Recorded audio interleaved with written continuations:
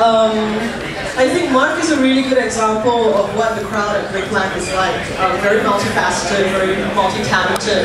Currently, he is the president of the Singapore Screenwriters Association. But when some of us first got to meet him, he was beating our pants off at bananagrams.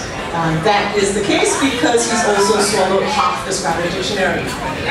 In his free time, when he actually has some, he's out there educating the future of this country as a math teacher. So let's listen to him talk about what occupies most of his time, watching the Oscars.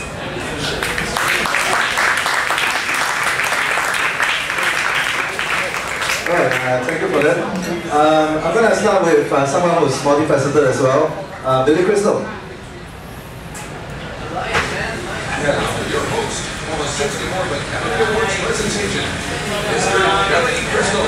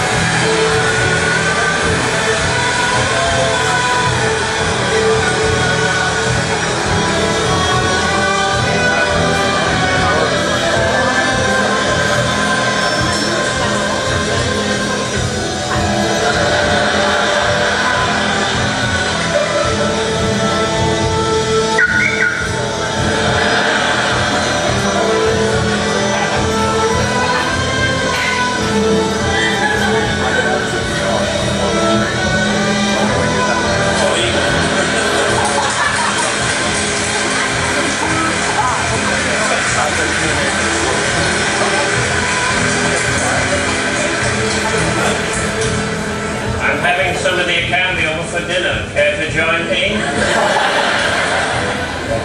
Anytime. Good evening. Remember me? Thank you very much.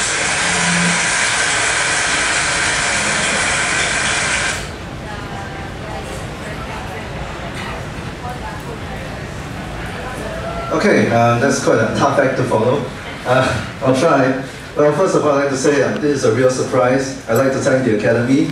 I'd like to thank my manager, my agent, and I'd especially like to thank my parents for not practicing birth control.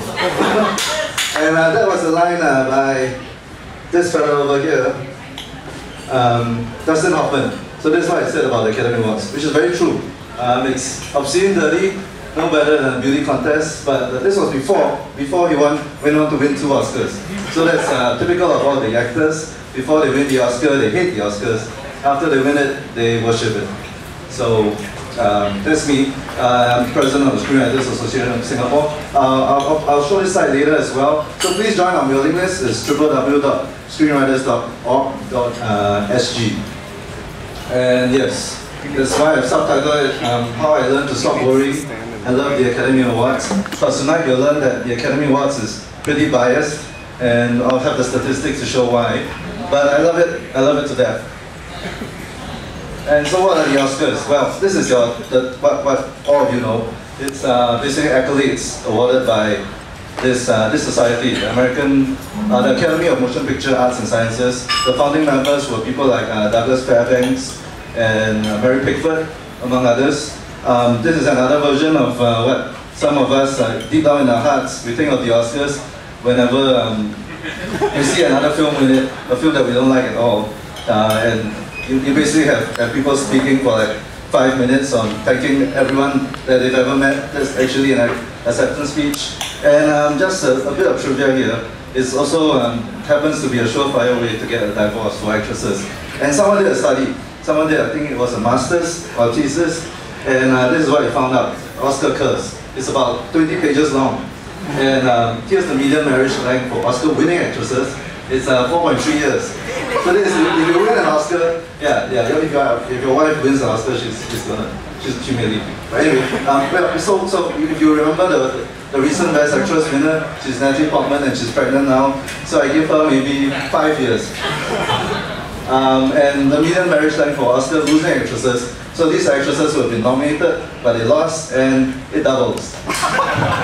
So this I found pretty interesting. So I guess the moral of the story is if you want a marriage to last, you have to marry a stay-at-home mom, a homemaker, or a domestic engineer, something like that. Oh, okay. That doesn't get any laughs at all. Right. Yes, so that's just a bit of trivia for Oscar curse. And oh yes, and this is something that not a lot of people know. So how do you actually qualify for an Oscar? Number one, it has to be over 40 minutes. The shortest film to be nominated for an Oscar was 63 minutes, a long time ago. The shortest film to win an Oscar was Marty, 91 minutes. Annie Hall is 93 minutes. So 1.5 hours, that's the shortest. The longest, I think, was Lawrence of Arabia. And it has to be publicly exhibited in at least one screen in LA. It has to only be screened in one screen. So what happens is that towards the end of the year, that's when they release the Oscars. So all you have to do is to make sure it's on one screen in LA on December 25th. That's exactly 1 week before your deadline. So a lot of films do that. In fact, in 1 year, I believe it was the Shakespeare in Love year, all 5 films were released on December 25th. Or they were nominated for Best Picture. 4 or 5. So and yes, it has to run for only 7 days. It has to be advertised. So that's basically it. So all of you can be nominated for the Best Picture Oscar. And oh yeah, here, who votes for the Oscars? Again, a refrain I get over and over again. Who the hell votes for the Oscars? So is it some secret cabal? If you watch The Simpsons, apparently Homer Simpson does it. But this is a lot of data, so let's put it in a picture form, and there you go. So the big chunk of it is by actors, followed by producers. There's about 1,000 plus actors, producers, you got executives, sound people, writers, directors, and makeup and hair. Makeup and hair people get a lot of votes as well. So the other thing I guess you must be wondering is, and these are all branches of the Academy, 15 branches altogether. The other thing you must be wondering would be, how do you become a member of the Academy of Motion Picture Arts and Sciences? Basically, it's either 1 or 3, because even for 2, if you're nominated for an Oscar, you don't get it straight away. You have to qualify under number 3. You still have to be sponsored. I think Michelle Williams was nominated, but she was admitted as a member 2 years later because she was sponsored then by 2 other members of the branch. So us here, I guess the easiest way would be to get 2 really good friends who are Oscars. I think some of my friends do. Or you win one yourself, whichever is easier. And you can vote for the Oscars instead of just scribbling on a ballot in the office pool, which is fine too. And the nomination stage. So, it's another question I get asked, who the hell votes for the Oscars and how is it voted? Well, in the nomination stage, basically if you're an actor, you can only choose to nominate the acting categories and the Best Picture categories. You don't vote for the writing categories. If you're a writer, you only nominate the writing category. And if you do makeup and hair, you only do the makeup category. If you're an executive, you can, there is no best executive. So you can only nominate for the Best Picture Oscar.